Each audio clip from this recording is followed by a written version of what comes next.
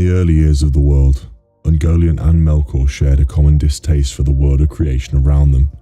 and so when the time came for Melkor to exact his revenge for his first defeat at the hands of the Lords of the West, he came to Ungoliant and asked for her help. He met her at Ivanthar, in the deep darkness of the ravines and caverns where Ungoliant had consumed even light itself, beyond the sight and reach of even Manwë in the high halls, and told her what he planned to do in Valinor to crush the hope of the Valar and Elves. He tasked her with drinking the light of the two trees of Valinor, and though it greatly tempted her lust to consumption of light to do it,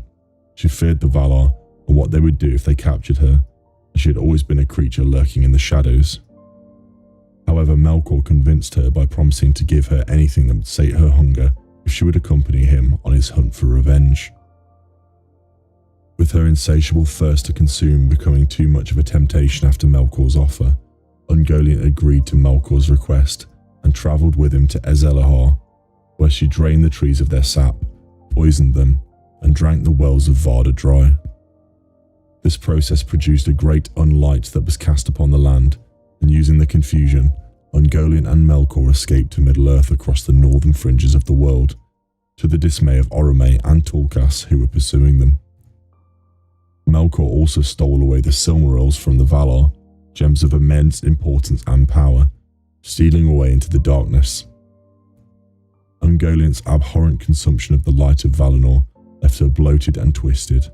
and she became so vast and terrible that even Melkor began to grow wary and afraid of her terrible powers. Prior to her consumption of the light, she was powerful but also wary and afraid of the Valar, and more cowardly in nature. Her cowardice had led to her survival thus far, and she relied on it in the past. She was not so terrible beforehand that Melkor feared entering her lair in the Shadowlands to the south,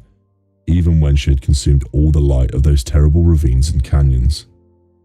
However, from this point onwards she became a fearsome and terrible creature of enormous size and terrible lust.